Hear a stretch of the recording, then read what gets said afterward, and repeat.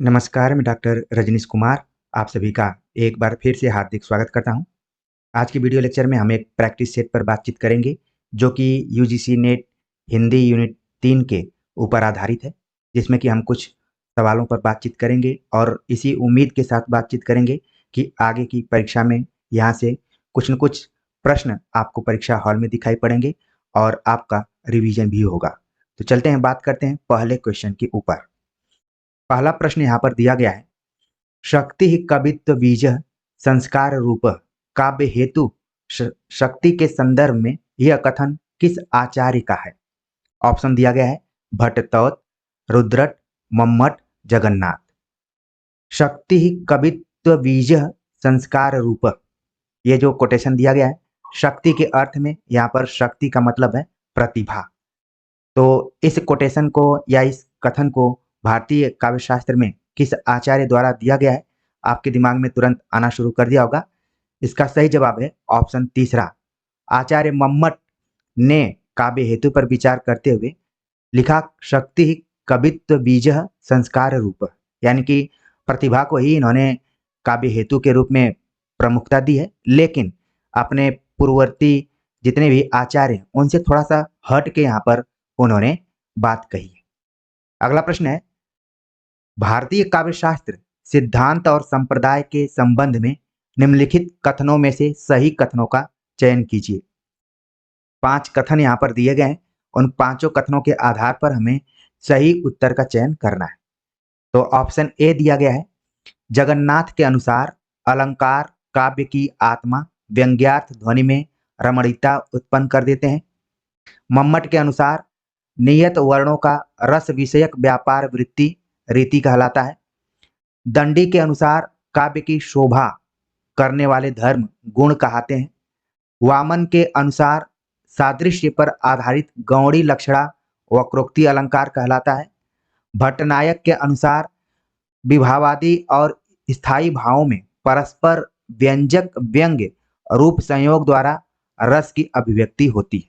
ये 5 यहाँ पर विकल्प दिए गए, इन पांचों विकल्पों को आप देखेंगे तो किसी न किसी आचार्य के संस्कृत का यहाँ पर अनुवाद कर दिया गया है। ठीक है, जैसा कि आप जानते हैं भारतीय काव्य शास्त्रीय आचार्यों की जो भाषा थी वो संस्कृत थी, लेकिन यहाँ पर उसका अनुवाद कर दिया गया है। तो इसका मतलब है कि आप जब तक इन आचार्यों द्वारा दिए गए लक्षणों को हिंदी में अनुदित रूप से अच्छे से नहीं जानेंगे, तब तक इसका सही जवाब नहीं दे पाएंगे। तो लंबा प्रश्न है, इसका जो यहाँ पर सही जवाब है कि ऑप्शन ए जो दिया गया कि जगन्नाथ के अनुसार अलंकार काव्य की आत्मा व्यंग्यार्थ ध्वनि में रमणीयता उत्पन्न कर देते हैं। और जगन्नाथ ने काव्य लक्षण काव्य की रमणीयार्थ प्रतिपादकम काव्य लक्षण, इस तरीके से उनका एक कथन आप पढ़े होंगे। तो रमणीय शब्द जैसे आपने देखा, आपके दिमाग में आ गया कि ऑप्शन ए क्या है यहाँ पर सही है। इसके बाद है, मम्मट के अनुसार नियत वर्णों का रस विषयक व्यापार वृत्ति या रीति कहलाता है, यह भी क्या यहाँ पर सही है। दंडी के अनुसार काव्य की शोभा करने वाले धर्म गुण कहलाते हैं, यहाँ पर ये वाक्य क्या है, गलत है या कथन गलत है। वामन के अनुसार सादृश्य पर आधारित गौड़ी लक्षणा वक्रोक्ति अलंकार कहलाता है, यह ऑप्शन यहाँ पर क्या है सही है। और भट्टनायक के अनुसार विभाव आदि और स्थायी भाव में परस्पर व्यंजक व्यंग्य रूप संयोग द्वारा रस की अभिव्यक्ति होती है, यह भी यहाँ पर गलत है। तो इस तरीके से इसका जो कूट बन रहा है, आप देख रहे हैं इसका कूट बन रहा है ए बी और डी। ऑप्शन में दिया गया ऑप्शन तीसरा यहाँ पर है ए बी डी। ठीक है, आगे बात करते हैं। अगला जो प्रश्न है, पूछा गया कि रस सिद्धांत संबंधी ग्रंथ रस तरंगड़ी के रचयिता हैं जगन्नाथ, विश्वनाथ, भानुदत्त, जयदेव। तो छोटा सा प्रश्न है, लेकिन इसकी भी वैल्यू उतना ही है जितने की इन 5 विकल्पों पर आधारित प्रश्न है। तो इसलिए कई विद्यार्थी हैं जो कि विकल्पों पर बड़े बड़े क्वेश्चंस पे ज्यादा विश्वास करते हैं, जबकि आपका बेस अगर मजबूत है, आपकी के कॉन्सेप्ट एकदम क्लियर है, तो किसी भी तरीके का प्रश्न पूछा जाएगा, आप आसानी से उसका जवाब दे देंगे। तो ये देखिए, प्रश्न उतना ही महत्वपूर्ण है जितना कि ऊपर वाला था। रस सिद्धांत संबंधी ग्रंथ रस तरंगड़ी के रचयिता कौन है? सही जवाब है ऑप्शन तीसरा, भानुदत्त द्वारा लिखा गया ग्रंथ है रस तरंगिणी। अगला प्रश्न है, सूची 1 से सूची 2 का मिलान यहाँ पर करना है। एक तरफ काव्य शास्त्रियों का नाम दिया गया है, दूसरे तरफ उनके ग्रंथों का नाम है। क्रोचे, अर्नाल्ड, होरेस, आई रिचर्ड्स जैसे काव्य शास्त्री हैं, यानी कि सभी पाश्चात्य काव्य शास्त्री हैं, और इधर इनके ग्रंथ दिए गए। तो सुमेलित वाले प्रश्नों को हल करते समय कई बार आसानी तब हो जाती है जब हम आते हुए सूची मिलान को कर लेते हैं। जैसे यहाँ पर दिया गया है कि आई रिचर्ड्स की जो रचना है वो है प्रैक्टिकल क्रिटिसिज्म, तो यहाँ पर हमने डी का 2 कर दिया। एक नजर हम दौड़ा लेंगे कि डी का 2 कहाँ कहाँ है, तो आप देख रहे हैं कि 2 ऑप्शन में, यानी कि एक बार हमें और देखना है।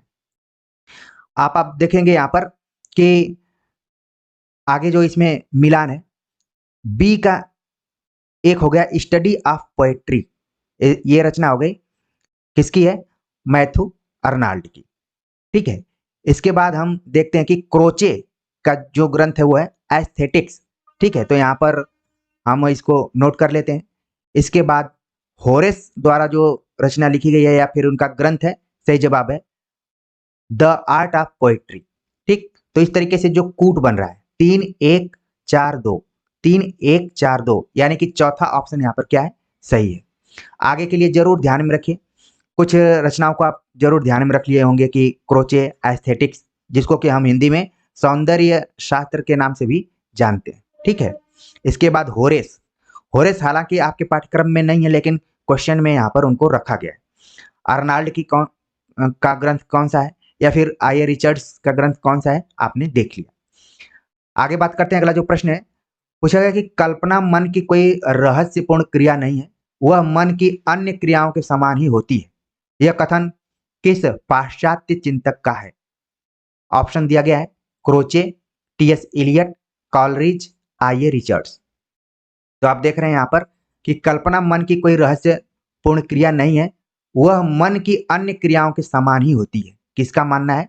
तो यहाँ पर सही जवाब हो गया इसका ऑप्शन चौथा, आई रिचर्ड्स, जिनको माना जाता है कि इन्होंने आलोचना को मनोविज्ञान से जोड़ा है। ठीक है, ये भी काफी महत्वपूर्ण तथ्य है कि सबसे पहले आलोचना में, यानी कि पाश्चात्य काव्य शास्त्र में आलोचना को मनोविज्ञान के दृष्टिकोण से देखने का प्रयास किया, तो वो थे आई रिचर्ड्स। आई रिचर्ड्स से आप देखेंगे कि हर साल प्रश्न पूछे जाते हैं, चाहे उनके रचनाओं को लेकर, चाहे उनके सिद्धांतों को लेकर। आगे बात करते हैं। अगला जो प्रश्न है, साधारणीकरण को ध्यान में रखते हुए पूछा गया है कि साधारणीकरण के संदर्भ में निम्नलिखित कथनों में सत्य कथन है। आचार्य विश्वनाथ के मतानुसार काव्य नाटकगत विभाव आदि तीनों का व्यापार असाधारण रूप ग्रहण कर लेता है और समस्त घटना चक्र विशिष्ट व्यक्तित्व से युक्त हो जाता है। आप देख रहे हैं कि आचार्य विश्वनाथ के संस्कृत कोटेशन का यहाँ पर सीधे सीधे अनुवाद कर दिया गया है।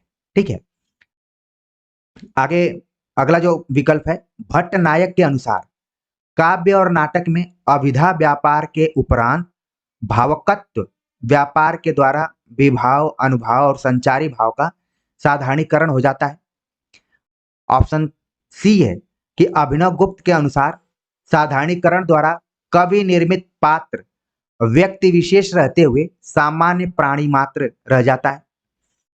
ऑप्शन डी है आचार्य रामचंद्र शुक्ल के अनुसार सहृदय का आश्रित्व धर्म के साथ तादम्य हो जाता है, परिणामतः आलंबनत्व धर्म का सामान्यीकरण होता है और इन दोनों का नाम साधारणीकरण है।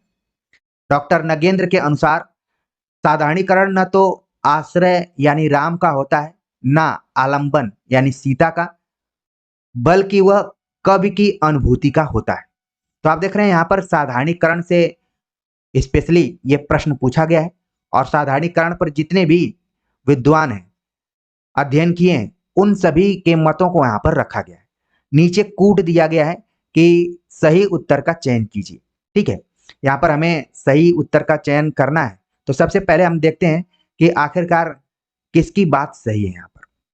यहाँ पर आप देख रहे हैं लिखा गया है साधारणीकरण पर सबसे पहले अगर मैं करूं बात, तो भट्ट नायक ने इस पे चर्चा की थी, वही साधारणीकरण को केंद्र में लाए थे। तो बी ऑप्शन यहाँ पर सही है कि जो भी भट्ट नायक ने बातें कही हैं वो बिल्कुल सही है। ऊपर आचार्य विश्वनाथ कि जो भी मतानुसार हैं वो क्या है, वहाँ पर गलत है। आगे इसमें देखते हैं कि जो यहाँ पर आचार्य रामचंद्र शुक्ल का बताया गया कि आलंबनत्व धर्म का सामान्यीकरण होता है, ये भी क्या है, सही है। और डॉक्टर नगेंद्र ने कहा कि कवि की अनुभूति ही साधारणीकरण है, ये भी क्या है, यहाँ पर सही है। तो जो कूट बन रहा है आप देख रहे हैं कि ए डी और बल्कि बी डी और ई कूट बन रहा है, ठीक है, बी डी ई। हम नीचे मिलान करते हैं कि आखिरकार कौन सा इसमें ऑप्शन सही है, ठीक। तो ऑप्शन दूसरा आप देख रहे हैं बी डी ई क्या है, सही है। वैसे भी हम जब छोटे प्रश्नों को देखते हैं, अब आप देख रहे हैं कि यूजीसी एनटीए नेट जो भी क्वेश्चन सेट कर रहा है, ठीक है, वैसे क्वेश्चन में पहले जो प्रश्न पूछे जाते थे, पहले जमाने में जो खुद प्रश्न रहते थे, आज उनकी स्थिति विकल्प में हो गई है, ठीक है, वो विकल्प में दिख रहे हैं। पहले जमाने में ये आचार्य रामचंद्र शुक्ल के अनुसार साधारणीकरण बहुत बड़ा प्रश्न माना जाता था, नगेंद्र का भी बहुत बड़ा प्रश्न माना जाता था, भट्टनायक का भी बहुत बड़ा प्रश्न माना जाता था।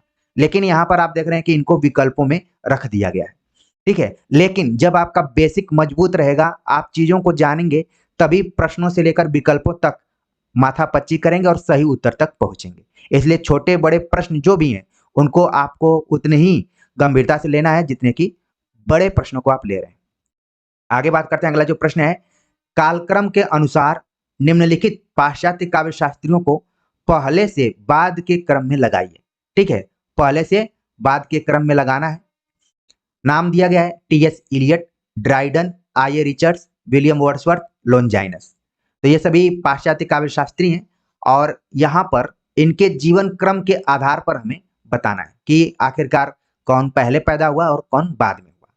तो जैसे आप देख रहे हैं, नामों से भी आप देखेंगे तो एक मोटा अनुमान लगा सकते हैं कि लॉन्जाइनस जो है, इनका संबंध माना जाता है कि पहली शताब्दी से तीसरी शताब्दी के बीच में है। फिर इसके बाद जो यहाँ पर नाम दिया गया है विलियम वर्ड्सवर्थ, इनका है 1770 ईस्वी। आई रिचर्ड्स आप देखेंगे कि इनका है, आई रिचर्ड्स का जन्म 1893 के आसपास में हुआ। ड्राइडन जो कि आप देखेंगे कि लॉन्जाइनस के बाद सबसे पुराने लोगों में है। और टीएस इलियट जिनका कि जन्म 1888 ईस्वी में हुआ है। तो इन सभी पाश्चात्य काव्य शास्त्रियों के जन्म क्रम को एकदम से ध्यान में रखिए, ठीक है। जैसे आप किसी हिंदी के कवि के जीवन को याद करते हैं, वैसे ही इनको याद करना है, ठीक। तो आप देख रहे हैं कि पहले नंबर पर ई हो गया, फिर दूसरे नंबर पे बी, फिर तीसरे नंबर पे आप देख रहे हैं कि यहाँ पर डी है, ठीक है। इसके बाद चौथे नंबर पर देख रहे हैं कि ए और पांचवें नंबर पे सी।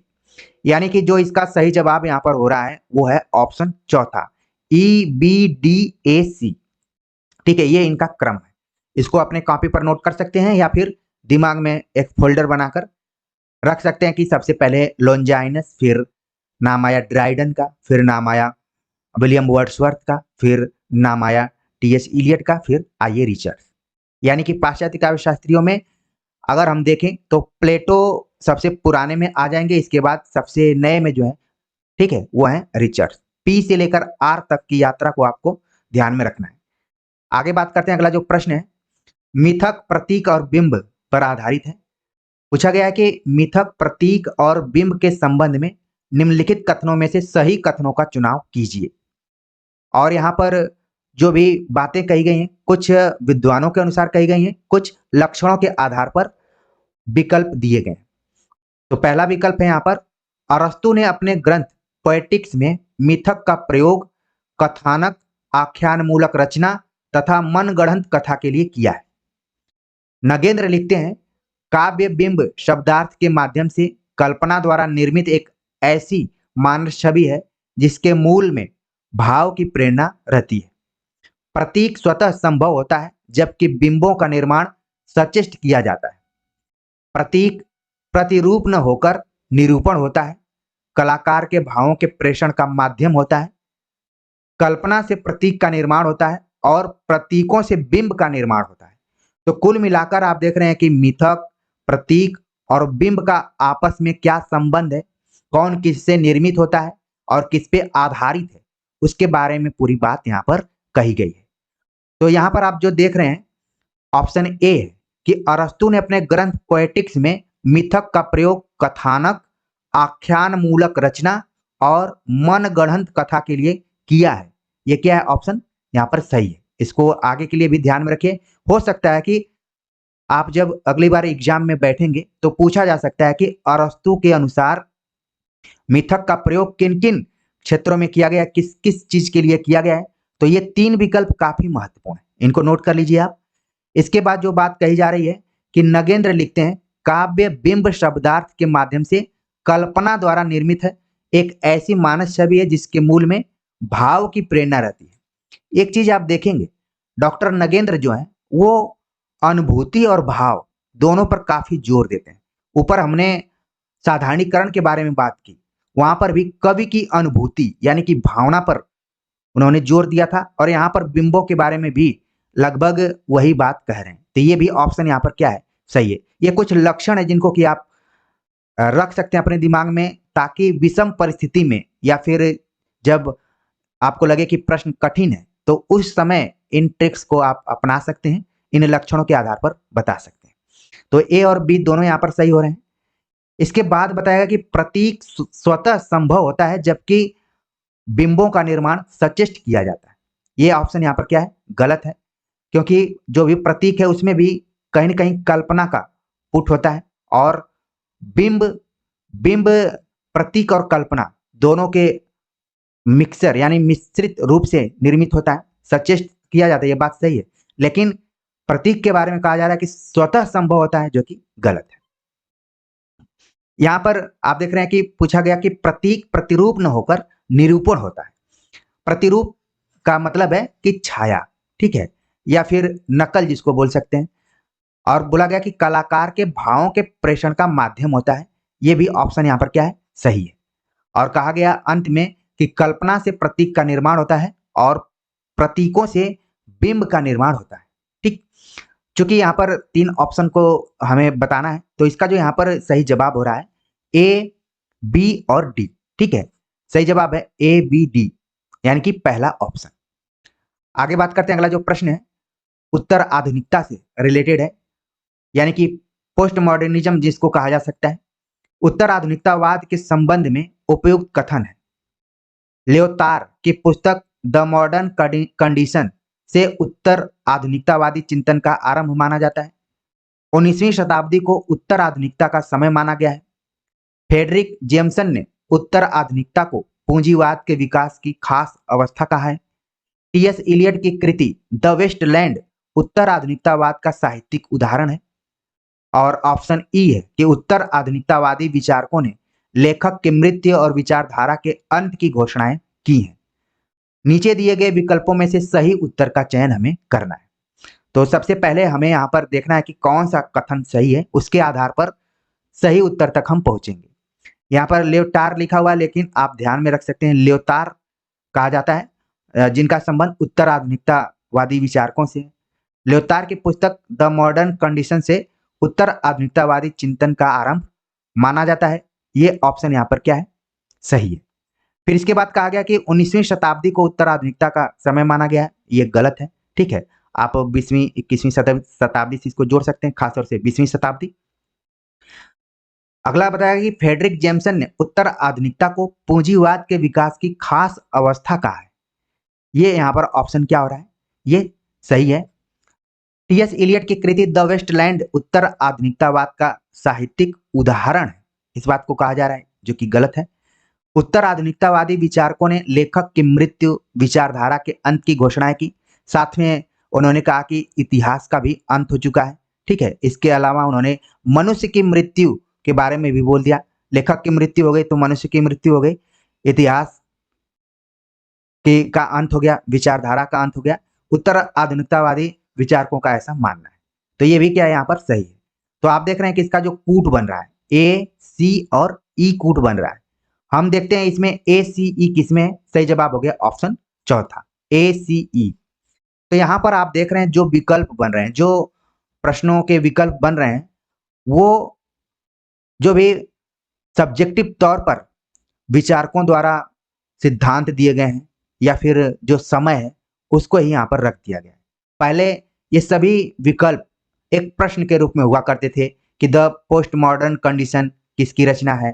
ठीक है, इस तरीके से हो जाता था या फिर उत्तराधुनिकता की शुरुआत कब से मानी गई, या फिर उत्तराधुनिकता को पूंजीवाद के विकास की खास अवस्था किसने कहा, तो फ्रेडरिक जैक्सन इत्यादि। ठीक है, तो कहने का मतलब ये है कि आप अगर सब्जेक्टिव तौर पर अपने को मजबूत करके रखेंगे, आपका कॉन्सेप्ट क्लियर रहेगा, तो प्रश्न बड़ा हो या छोटा हो आपके लिए कोई परेशानी खड़ा नहीं कर पाएगा। आगे बात करते हैं, अगला जो प्रश्न है पूछा गया कि विज्ञान और कविता यानी कि साइंस एंड पोएट्री पुस्तक के लेखक कौन है, I A Richards, T S. Eliot, Matthew Arnold, Raymond Williams. तो विज्ञान और कविता के लेखक कौन है, इसका सही जवाब है ऑप्शन पहला, आई A Richards. I A Richards मुझे पाश्चात्य विचारकों में काफी अच्छे विचारक लगते हैं। मैं जब भी पाश्चात्य काव्य शास्त्र यहाँ के एमए के बच्चों को पढ़ाता हूँ तो भी मुझे रिचर्ड्स के जितने भी विचार हैं साहित्य को लेकर, कविता को लेकर, और कैसे उसको तर्क के हिसाब से वो साइंस इत्यादि से जोड़ते हैं, काफी तार्किक लगता है। सही जवाब हो गया आई ए रिचर्ड्स। अगला प्रश्न है सत्य कथन है हमें बताना है। पूछा गया कि भरत ने नाट्य शास्त्र के 16वें अध्याय में अलंकारों का निरूपण किया है। उद्भट, जयदेव, प्रतिहारेंदुराज अलंकार संप्रदाय के आचार्य हैं। काव्यादर्श के दूसरे और तीसरे परिच्छेदों में अलंकार निरूपण है। काव्य अलंकार में 7 परिच्छेद हैं। काव्य अलंकार सार संग्रह रुद्रट का ग्रंथ है। तो यहाँ पर भी आप देख रहे हैं जो प्रश्न पूछा गया है वो भारतीय काव्य शास्त्र के सब्जेक्टिव तौर पर ही इसमें कई पहलुओं को छूने का प्रयास किया गया है। ठीक है, तो यहाँ पर जैसे पूछा गया कि भरत ने नाट्य शास्त्र के 16वें अध्याय में अलंकारों का निरूपण किया है, ये ऑप्शन यहाँ पर क्या है, ऑप्शन सही है। जबकि आपके दिमाग में आ जाना चाहिए कि नाट्य शास्त्र में कुल अध्यायों की संख्या कितनी है, 36 है। ठीक है, और इसमें लगभग कितने श्लोक हैं, 5000 के आसपास में श्लोक हैं। भारतीय काव्य शास्त्र पर हमने एक मैराथन प्रैक्टिस सेट करवाया हुआ है। जो भी पुराने विद्यार्थी होंगे तो जान रहे होंगे, नए विद्यार्थी तो चैनल को ठीक से देखते भी नहीं है और उसका अवलोकन भी नहीं करते हैं कि चीजें इस पे कितने पहले से बनाई जा चुकी हैं और हमारे लिए कितनी महत्वपूर्ण है।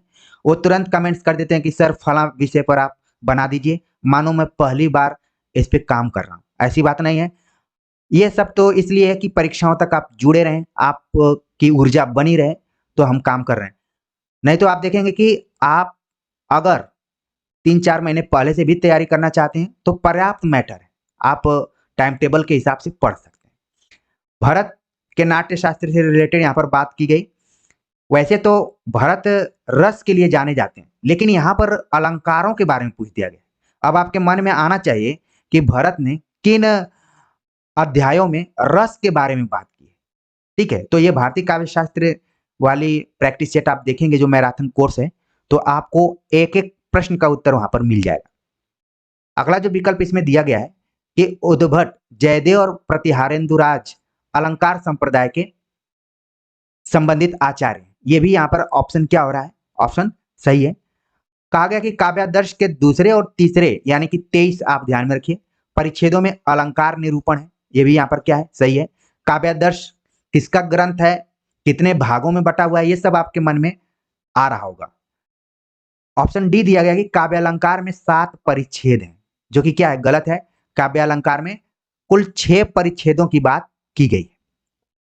काव्य अलंकार सार संग्रह रुद्रट का ग्रंथ है, तो यहां पर रुद्रट नहीं है बल्कि कौन होना चाहिए, उद्भट होना चाहिए। ठीक, काव्य अलंकार करके रुद्रट का है, काव्य अलंकार करके ढेर सारे काव्य शास्त्रियों का देखेंगे ग्रंथ है। भामा ने क्या लिख दिया कि इसके बाद कोई काव्य अलंकार सूत्रवृत्ति लिख दिया, कोई सार संग्रह लिख दिया, कोई फिर से काव्य अलंकार लिख दिया। ठीक इस तरीके से लिखा है लोगों ने। तो यहाँ पर जो कूट बन रहा है आप देख रहे हैं कि ABC नाम से कूट बन रहा है। सही जवाब हो गया ऑप्शन पहला। आगे बात करते हैं, अगला जो प्रश्न है, नीचे 2 कथन दिए गए हैं, कथन 1 और कथन 2। कहा गया कि वर्ड्सवर्थ के अनुसार कविता स्वतः स्फूर्त अभिव्यक्ति है, और कथन दूसरा है कि कॉलरिज के अनुसार रम्य कल्पना केवल स्मृति पर निर्भर है, जबकि कल्पना प्रेरणा और अवधारणा आदि अनेक स्रोतों से सामग्री संचय करती है। तो आप देख रहे हैं कि ये जो दोनों कथन दिए गए हैं, कहीं न कहीं दोनों कथन क्या है, सत्य है। सही जवाब हो गया ऑप्शन पहला। कैसे, क्योंकि वर्ड्सवर्थ, विलियम वर्ड्सवर्थ को जब आप पढ़ेंगे तो उन्होंने कविता की परिभाषा देते हुए लिखा है कि कविता स्वतः स्फूर्त अभिव्यक्ति है।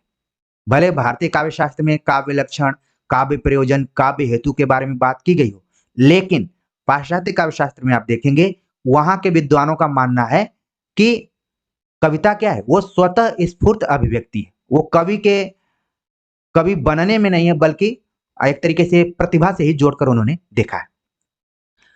कॉलरिज के अनुसार, कॉलरिज जैसा कि आप जानते हैं कि कल्पना सिद्धांत उन्होंने दिया है, तो रम्य कल्पना के बारे में बात की है और कल्पना के बारे में बात की है। ठीक है, दोनों में अंतर किया है।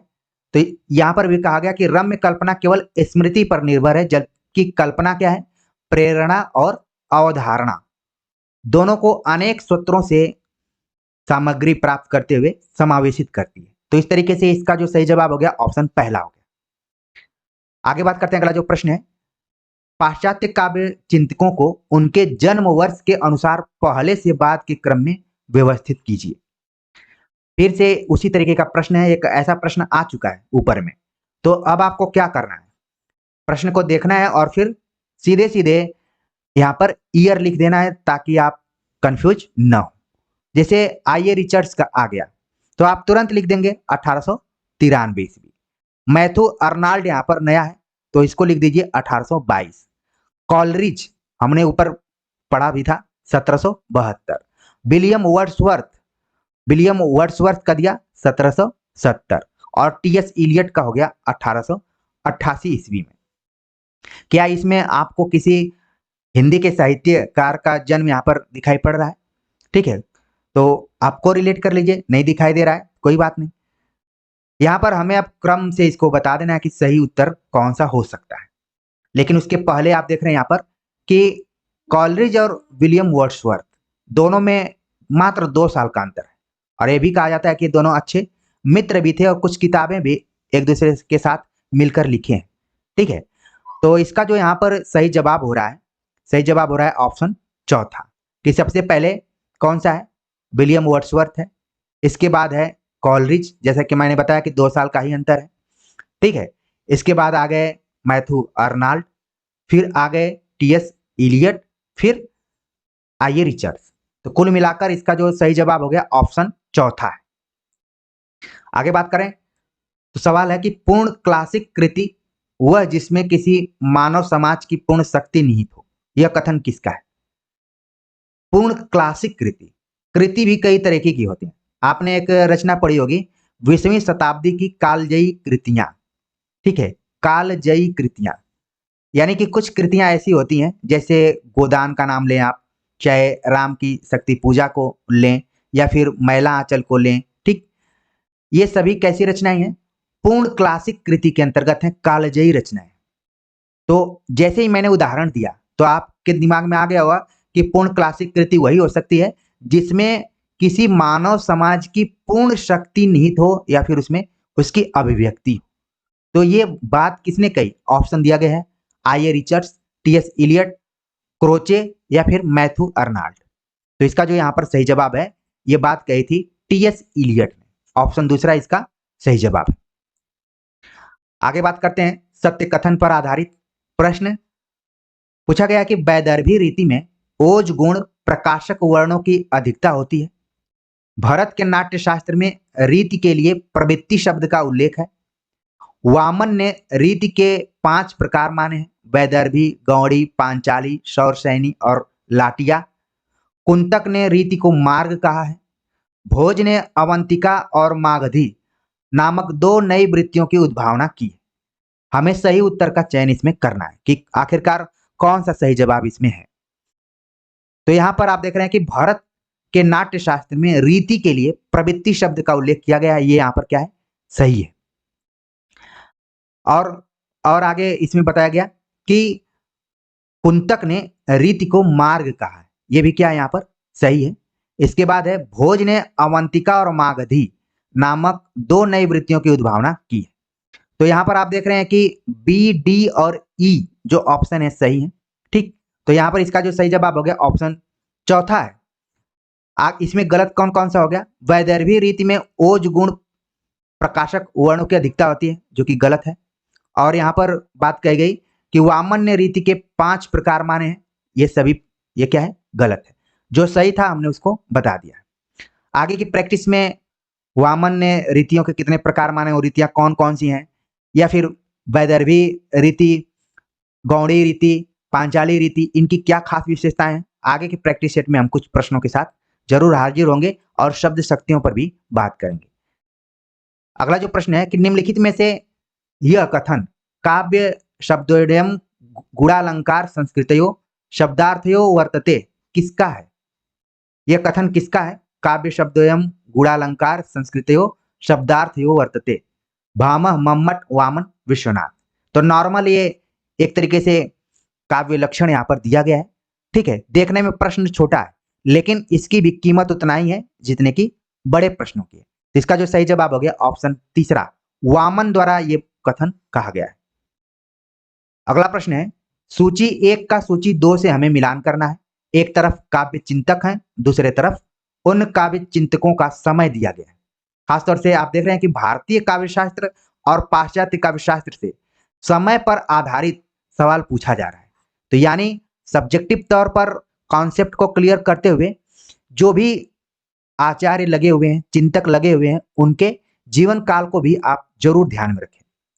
यहाँ पर काव्य चिंतकों में है जयदेव, विश्वनाथ, धनंजय और हेमचंद्र।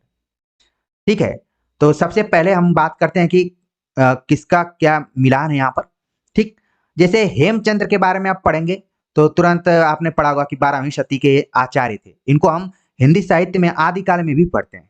ठीक, इसके बाद अगर हम यहाँ पर बात करें जयदेव का, तो जयदेव का जो आप समय देखेंगे तो इनका भी समय क्या है, 13वीं शताब्दी है। विश्वनाथ का समय 14वीं शताब्दी है। धनंजय, आनंदवर्धन इत्यादि के बाद है। ठीक है, तो 10वीं शताब्दी। तो कुल मिलाकर आप देख रहे हैं कि इसका जो ऑप्शन बन रहा है यहाँ पर कि ए का हो गया यहाँ पर 4। ठीक, इसको मिला लेते हैं और बी का हो गया 3। ठीक, इसके बाद यहाँ पर थोड़ा सा टाइपिंग में हुआ है लेकिन जो यहाँ पर बताया गया है वो सेम टू सेम।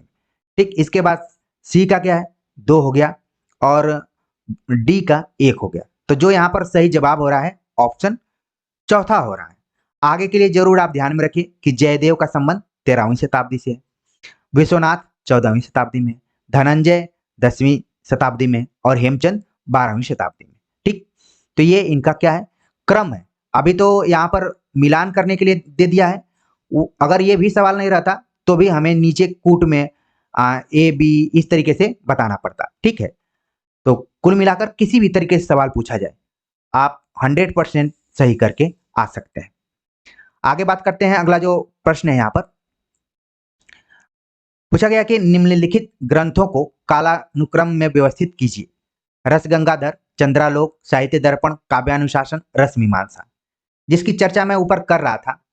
यहाँ पर प्रश्न बनाया जा सकता था कि किसका किसका ये ग्रंथ है, लेकिन आपके दिमाग पर एक प्रेशर डालने के लिए कि रसगंगाधर नाम कहते हुए ही आपके दिमाग में आ जाए कि ये किसका ग्रंथ है, आ रहा होगा। चंद्रालोक किसका है, साहित्य दर्पण किसका है, काव्यानुशासन किसका है, रसमीमांसा किसका है। जब ये जान जाएंगे कि किसका है तो आराम से आप कालानुक्रम को बता देंगे। जैसे यहाँ पर मैं बात करूं रस गंगाधर का, तो ये हो गया जगन्नाथ का। ठीक, तो अब जगन्नाथ किस शताब्दी के हैं, 17वीं शताब्दी के माने जाते हैं। फिर चंद्रालोक मैंने बताया तो ये हो गया जयदेव। अभी हाल ही में मैंने कम्युनिटी सेक्शन में प्रश्नों को डाला हुआ था। ठीक है, उन प्रश्नों को आप सीरियस लीजिए, छोटे बड़े को मत देखिए। जयदेव का हो गया, जयदेव किस शताब्दी के हो गए, 13वीं शताब्दी के। साहित्य दर्पण जो कि विश्वनाथ का है। ठीक, और ये क्या हो गया, 14वीं शताब्दी के हो गए विश्वनाथ। काव्यानुशासन जो कि हेमचंद का है। ठीक, ये हो गए 12वीं शताब्दी के। रस मीमांसा जो कि आचार्य रामचंद्र शुक्ल का है, और शुक्ल जी की शताब्दी के हो गए। अगर हम सीधे सीधे इसका अगर ईयर लिख दें 1949 ईस्वी में लिखा गया था। ठीक, रस मीमांसा को। तो ये इसका सही अनुक्रम इसमें क्या होगा, सबसे पहले हेमचंद आने चाहिए, यानी डी आना चाहिए। तो आप देख रहे हैं कि ऑप्शन जो तीसरा है उसी में डी सबसे पहले। ठीक है, डी है, फिर इसके बाद बी है, बी के बाद आप देख रहे हैं कि सी है, सी है, इसके बाद है ए है, फिर ई है। तो ये है मिलान। लेकिन मान लीजिए आगे जब आप एग्जाम में जा रहे हैं यहाँ से किसी तरीके से आए, चाहे वो ग्रंथकार के नाम से पूछ लिया जाए, सुमेलित पूछ लिया जाए, क्रम से पूछ लिया जाए, या फिर वन लाइनर में ही झटका देने के लिए पूछ लिया जाए, तो जो भी विद्यार्थी यहाँ तक देख रहे हैं निश्चित तौर पर वो सही करके आएंगे। आगे बात करते हैं, अगला जो यहाँ पर प्रश्न पूछा गया है, कुंतक सम्मत वक्रोक्ति के भेदों में से निम्नलिखित में से कौन एक नहीं है। जैसे यहाँ नाम आया कुंतक का, तो आपके दिमाग में वो संप्रदाय जरूर आ रहा होगा, बिल्कुल आ रहा है। अब तो बच्चे कहते हैं कि ये तो बाएं हाथ का खेल है, हम लोगों को पूरा संप्रदाय याद है, अब आप छोटे छोटे प्रश्नों को मत पूछिए। लेकिन छोटे छोटे प्रश्न ही बड़े बनते हैं और वो खतरनाक हो जाते हैं। कुंतक का संबंध वक्रोक्ति से, कुंतक ने वक्रोक्ति के 6 भेद किए हैं, ठीक है। उन भेदों को अगर आप अपने दिमाग में बैठा लेंगे तो शायद किसी भी तरीके से प्रश्न पूछा जाएगा, आप कभी नहीं गलत करेंगे। पहला भेद जो है वर्ण विन्यास पद पर आधारित है, ठीक है। इसके बाद है दूसरा पद पूर्वार्ध, ठीक है, इसको नोट कर लीजिए, आप लोग जानते भी होंगे, पद परार्ध, ठीक। इसके बाद चौथे नंबर पे है वाक्य, फिर प्रकरण, आप अपना दिमाग लगाते रहे कि विकल्प में कौन सा नहीं है, फिर प्रबंध। ये 6 भेद किए हैं कुंतक वक्रोक्ति के, ठीक। तो आप देख लीजिए कि पद पूर्वार्ध वक्रता है, प्रकरण वक्रता है, प्रबंध वक्रता है, सब है। अर्थ वक्रता की कहीं चर्चा नहीं की गई है, तो सही जवाब हो गया ऑप्शन तीसरा। तो देखिए इस प्रश्न के माध्यम से हमने कुंतक के वक्रोक्ति के भेदों को पूरा बता दिया है। अगर आप ध्यान में रखेंगे, वर्ण पद, पद के 2 भेद यहाँ पर कर दिए गए हैं, पूर्वार्ध और परार्ध, ठीक है। तो अगर आप 5 भी याद किए रहते हैं तो पद को आप डिवाइड कर दीजिए तो 6 हो जाएगा, ठीक। आगे बात करते हैं, अगला जो प्रश्न है, त्रासदी के संबंध में अरस्तु के काव्य चिंतन के प्रमुख बिंदु हैं। त्रासदी यानी कि जिसको हम ट्रेजिडी बोलते हैं, ठीक, उसके संबंध में अरस्तु के क्या विचार रहे हैं। ऑप्शन दिया गया है, त्रासदी कार्य गंभीर, स्वतः पूर्ण और निश्चित आयाम से युक्त होता है। त्रासदी कार्य की अनुकृति है। त्रासदी न तो कार्य का व्यापार का वर्णन है और न ही प्रस्तुति है। त्रासदी के 4 अनिवार्य अंग हैं, कथानक, चरित्र, पदावली और गीत। करुणा के द्वारा मनोविकारों का उचित विरेचन त्रासदी का कार्य होता है। अब इसमें से हमें बताना कि सबसे उपयुक्त उत्तर कौन सा हो सकता है। तो देखिए यहाँ पर जो अरस्तु ने कहा कि त्रासदी यानी ट्रेजेडी कार्य गंभीर, स्वतः पूर्ण और निश्चित आयाम से युक्त होता है। ये यहाँ पर क्या है, सही है। इसके बाद उन्होंने कहा कि त्रासदी कार्य की अनुकृति है, ये भी क्या है, सही है। इसके बाद उन्होंने कहा कि करुणा के द्वारा मनोविकारों का उचित विरेचन त्रासदी कार्य होता है, त्रासदी का कार्य होता है, ये भी क्या यहाँ पर सही है। यानी जो कूट बन रहा है वो ABE बन रहा है। और देखिए यहाँ पर बताया गया कि त्रासदी न तो कार्य व्यापार का वर्णन है न प्रस्तुति है, एकदम से गलत है। यहाँ पर ट्रेजेडी के 4 अनिवार्य अंगों की बात की गई है, लेकिन जब आप पढ़ेंगे सिद्धांत तो उसमें उन्होंने 6 अंगों की बात की, ठीक है। तो इस तरीके से इसका जो सही जवाब हो गया ABE, यानी कि दूसरा ऑप्शन क्या है यहाँ पर सही है। आगे बात करते हैं, पूछा गया कि नीचे 2 कथन दिए गए, कथन 1 और कथन 2। दंडी ने नैसर्गिक प्रतिभा, निर्मल शास्त्र ज्ञान और अमंद अभियोग यानी अभ्यास को काव्य हेतु माना है। कथन 2, मम्मट के अनुसार शक्ति, निपुणता और अभ्यास काव्य रचना के हेतु है। अब इन विकल्पों में से हमें सही बताना है कि कौन सा है, या फिर कौन सत्य है या फिर कौन असत्य है, ठीक। तो इसका जो यहाँ पर सही जवाब है कि दंडी ने जो कहा कि नैसर्गिक प्रतिभा, निर्मल शास्त्र ज्ञान और अमंद अभियोग को काव्य हेतु माना, ये बिल्कुल सही है। ये देखिए दंडी के संस्कृत कथन का हिंदी में अनुवाद कर दिया गया है, उसी तरीके से मम्मट का भी अनुवाद कर दिया गया है, ठीक है। तो सही जवाब हो गया कि ये दोनों क्या है, सत्य है। अगला प्रश्न है, साधारणीकरण न तो आश्रय का होता है न आलंबन का, अपितु यह कवि अनुभूति का होता है। तो ऊपर में हमने एक विकल्प में इसको देखा था, लेकिन यहाँ पर एक प्रश्न के रूप में आ गया है, तो किसका है। पूरा विकल्प मुझे पढ़ने की जरूरत भी नहीं है, आपको साधारणीकरण का पूरा प्रश्न दिमाग में आ गया होगा। सही जवाब हो गया डॉक्टर नगेंद्र। डॉक्टर नगेंद्र ने साधारणीकरण के बारे में कहा कि वो न आलंबन का है, न आश्रय का है, बल्कि कवि की अनुभूति का है। सही जवाब हो गया ऑप्शन तीसरा। अगला प्रश्न है, काव्य सृजन की प्रक्रिया के संबंध में प्लेटो का विचार है। कवि कर्म दैविक शक्तियों से प्रेरित और अभिभूत है। काव्य सृजन की प्रक्रिया एक सुचिंतित कलात्मक प्रयास है। अलौकिक शक्ति द्वारा अधिकृत कवि सृष्टा नहीं, उसका प्रवक्ता मात्र होता है। दैविक अनुकंपा के बिना कोई कवि नहीं हो सकता। कविता मनुष्य के भावों को उद्दीप्त नहीं करती। अब इसमें हमें बताना है कि कौन सी बात सही है। ठीक है, तो यहां पर आप देख रहे हैं कि प्लेटो का जो विचार था कि कवि कर्म दैविक शक्तियों से प्रेरित और अभिभूत है, ये क्या है यहाँ पर सही है। और उसने कहा कि अलौकिक शक्ति द्वारा अधिकृत कवि सृष्टा नहीं, उसका प्रवक्ता मात्र होता है। ये यहाँ पर क्या हो रहा है, ये भी यहाँ पर सही है।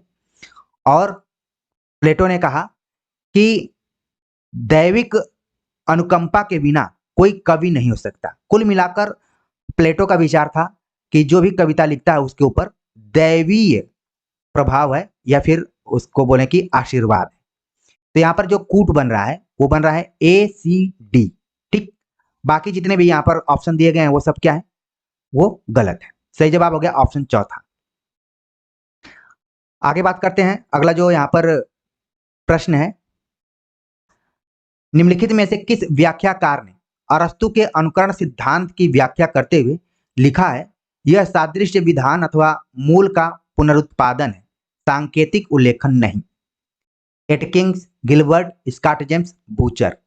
तो इस बात को किसने लिखा है, सही जवाब हो गया ऑप्शन चौथा, बूचर का ये कथन है। इसके पहले हमने अरस्तु पर ही विचार करते हुए जो भी अनुकरण सिद्धांत की समीक्षा आचार्यों ने की है उस पर वीडियो बनाई हुई थी, बल्कि प्रैक्टिस सेट के रूप में ही है। वो साहित्य शास्त्र के दूसरे प्रैक्टिस सेट के अंतर्गत है, उसको आप जाकर देख सकते हैं। ठीक है, तो इसका सही जवाब हो गया यहाँ पर बूचर। अगला प्रश्न है, उत्तर आधुनिकता से रिलेटेड। उत्तर आधुनिकता की प्रवृत्ति मानी जाती है, क्या मानी जाती है, ऑप्शन दिए गए हैं।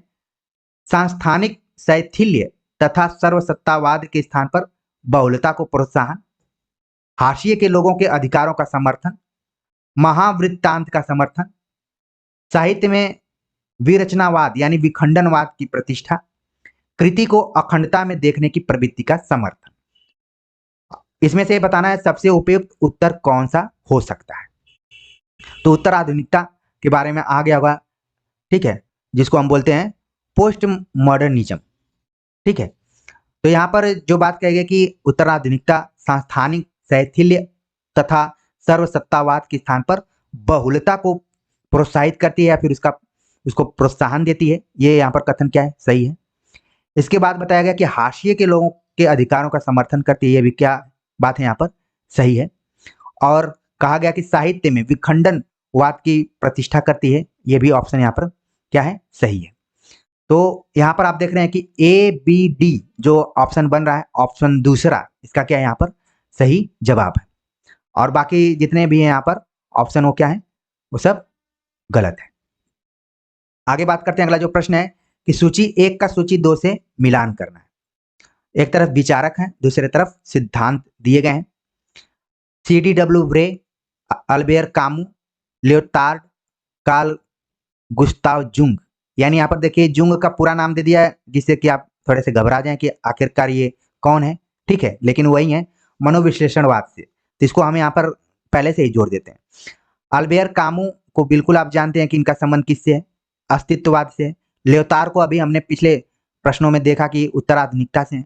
ठीक है, इसके बाद हम देखेंगे ब्रे का संबंध किससे है, बिंबवाद से। तो इसको हम मिला लेते हैं। ए का हो गया 3, ठीक, इसके बाद बी का हो गया आपका यहाँ पर बी का हो गया पहला, फिर लियोटार्ड का हो गया चौथा, और जुंग का हो गया दूसरा। 3 1 4 2। अब देख लेते हैं 3 1 4 2 किसमें गया, ऑप्शन तीसरा इसका क्या है, सही जवाब है। तो कुल मिलाकर हमने 26 प्रश्नों पर चर्चा की।